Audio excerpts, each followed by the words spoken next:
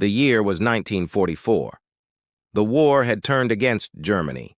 The Eastern Front burned with endless battles, and the once invincible Wehrmacht was retreating step by step. Yet, at the heart of this chaos, stood a commander who had once shaped the very face of modern warfare, Field Marshal Paul Ludwig Ewald von Kleist. His brilliance on the battlefield had shaken Europe, but it was not his victories alone that defined him. It was the moment he dared to tell Hitler the truth, and paid the ultimate price.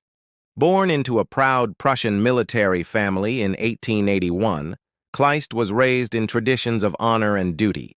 He began his career as a cavalry officer in World War I, where he rode into battle at Tannenberg. While most of his contemporaries clung to the belief that cavalry would remain the backbone of armies, Kleist saw something different. He understood that the age of the horse was ending and the future of war lay in machines, engines of steel and fire. By 1939, his theories were put to the test in Poland. As commander of the WWII Motorized Corps, Kleist blended old cavalry instincts with motorized speed. His troops struck suddenly, withdrew swiftly, and re-engaged before the defenders could react. This new style confused enemies and even surprised fellow German officers. For his innovation, he earned rapid promotions. Then came France, 1940. Allied leaders believed the Ardennes forest was impenetrable for tanks. Its thick woods and narrow roads were thought to be nature's fortress. But Kleist thought differently. Appointed leader of Panzer Group Kleist, he commanded the largest concentration of armored forces the world had ever seen. His partner in this audacious plan was Heinz Guderian, another master of mechanized warfare. At Sedan, Kleist orchestrated one of the most daring breakthroughs in history. In just 3 days, his panzers smashed through French defenses, leaving a 50-mile gap in Allied lines. Tanks poured through, command structures collapsed, and the Maginot Line was outflanked. France, which had prepared for years, fell in weeks. Hitler himself praised Kleist, rewarding him with promotion to Colonel General and the Knight's Cross. For a time, Kleist stood at the peak of fame, hailed as one of the architects of blitzkrieg. Yet, France was only the prelude. The true test came in June 1941, Operation Barbarossa, the invasion of the Soviet Union. Kleist commanded the 1st Panzer Group in Ukraine, and what he discovered shocked him. Unlike Nazi propaganda that dismissed the Red Army as weak, Kleist found Soviet soldiers to be determined, resilient, and resourceful.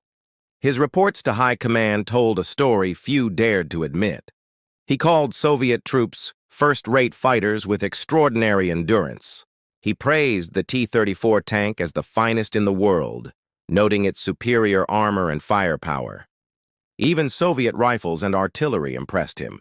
These assessments clashed violently with Hitler's ideology. For Kleist, respect for the enemy was a military necessity. For Hitler, it was betrayal. Despite victories at Brody, Uman, and Kiev, Kleist saw the true cost of war. German tanks were destroyed faster than they could be replaced. His divisions bled men and machines while the Red Army adapted with astonishing speed. Unlike France, the Soviet Union refused to break. The year 1942 brought Kleist to the Caucasus. Ordered to seize vital oil fields, he commanded Army Group A. Here, his leadership revealed something rare among Germany's generals: humanity. Instead of enforcing brutal racial policies, Kleist sought cooperation with local populations. He abolished the wearing of the Star of David in his zones, opposed forced labor, and even shielded certain minority groups from persecution.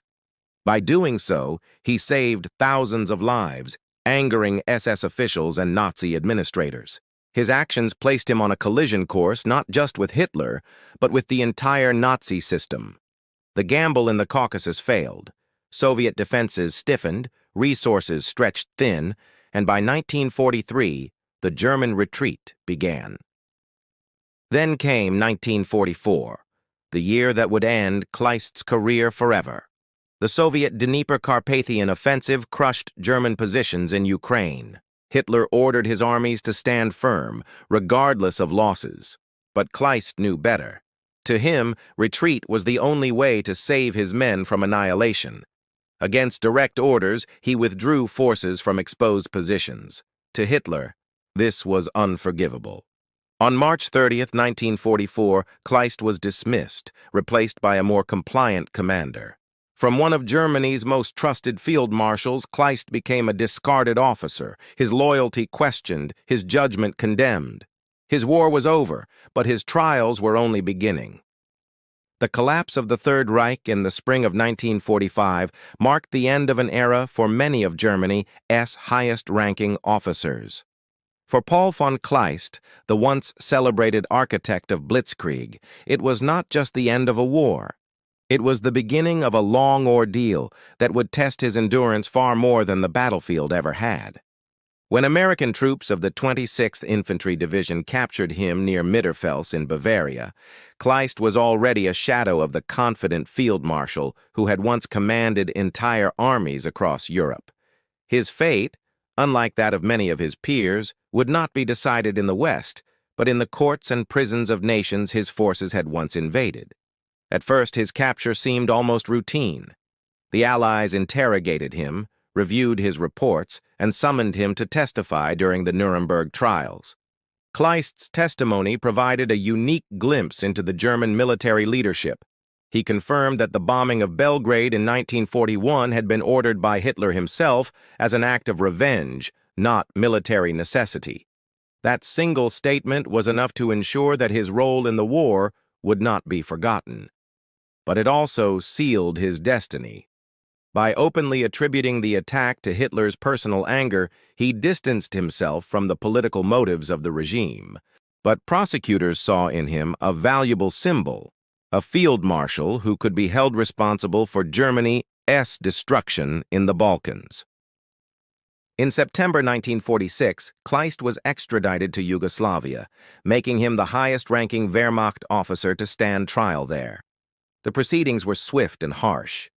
The Yugoslav court focused on the Belgrade bombing and the operations of German forces in southeastern Europe, accusing him of contributing to atrocities against civilians and partisan fighters. Though historians later argued that much of the trial was politically motivated, the outcome was predetermined. Kleist was convicted of war crimes and sentenced to 15 years of imprisonment. For a man who had once shaped the destiny of nations, the sentence was humiliating, a public declaration that his name would forever be linked to destruction. Yet even this punishment was not the end. In 1949, the Soviet Union demanded his transfer. The Western Allies complied, and Kleist was sent east. With that extradition, he joined two other senior German commanders, Friedrich Paulus, the man of Stalingrad, and Ferdinand Schörner, the ruthless general who had replaced him in Ukraine, as one of only 3 field marshals to fall into Soviet hands. Unlike Paulus, who later cooperated with the Soviets and became a propaganda figure, Kleist remained a prisoner who never adapted to his new reality. Soviet prosecutors accused him of issuing criminal orders during the occupation of Ukraine and the Caucasus. They claimed that his forces had caused tens of thousands of civilian deaths, destroyed villages, and devastated farmland. While some of these accusations reflected the brutal reality of the Eastern Front, others were exaggerated for political effect. Regardless of truth, the Soviet court sentenced him to 25 years in a correctional labor camp. It was a sentence meant not for justice, but for retribution. Kleist's time in Soviet captivity was grim. He was first sent to a labor camp, where conditions were harsh, and prisoners were treated with little regard for their rank or former status. Later, in 1952, his sentence was modified from labor camp to direct imprisonment, and he was transferred to Vladimir Central Prison, one of Stalin's most notorious detention facilities. The military collegium of the Supreme Court labeled him a particularly dangerous criminal and ordered his strict isolation. For a man who had once commanded hundreds of thousands of soldiers, isolation was perhaps the cruelest punishment of all. Inside Vladimir, Kleist's health began to fail. Cut off from the world, weakened by years of confinement and aging rapidly, he suffered heart problems that worsened each winter. He lived not as a celebrated commander, but as an anonymous prisoner, locked away behind heavy walls, forgotten by most of the world he had once shaped. On November 13, 1954, Paul von Kleist died of heart failure at the age of 73. There was no ceremony, no military honors, no recognition, only the quiet end of a man who had once been at the very center of Europe's storm. Yet his story did not end there. In 1955, West German Chancellor Konrad Adenauer traveled to Moscow to negotiate the release of remaining German prisoners.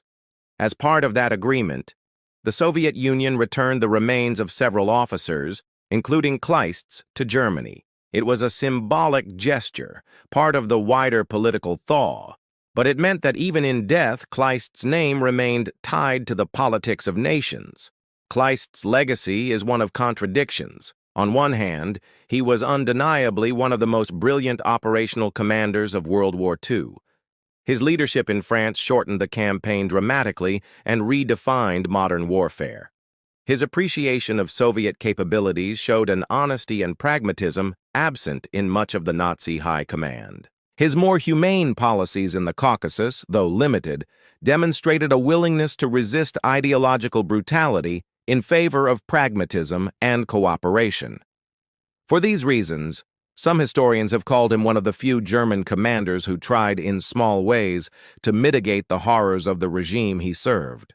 On the other hand, he remained a loyal officer of Hitler's army, executing campaigns that caused immense destruction and suffering.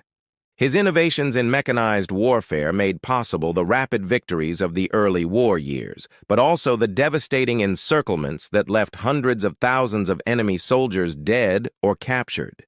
His attempts to moderate policy in occupied territories were the exception, not the rule. And in the end, he could not escape the responsibility of being part of a system that waged total war. The question that hangs over Kleist's life is one that echoes across history. Can military brilliance be separated from the politics it serves? Kleist may have been a master of maneuver, a pioneer of armored warfare, and even a commander with moments of humanity. But he served a regime built on ideology, terror, and conquest. His downfall illustrates the fate of those who try to balance professional duty with political reality. When truth collides with power, even the most respected commanders can find themselves discarded, disgraced, or imprisoned. From the sweeping victories of 1940 to the lonely death in a Soviet prison cell in 1954, Kleist's journey is a cautionary tale.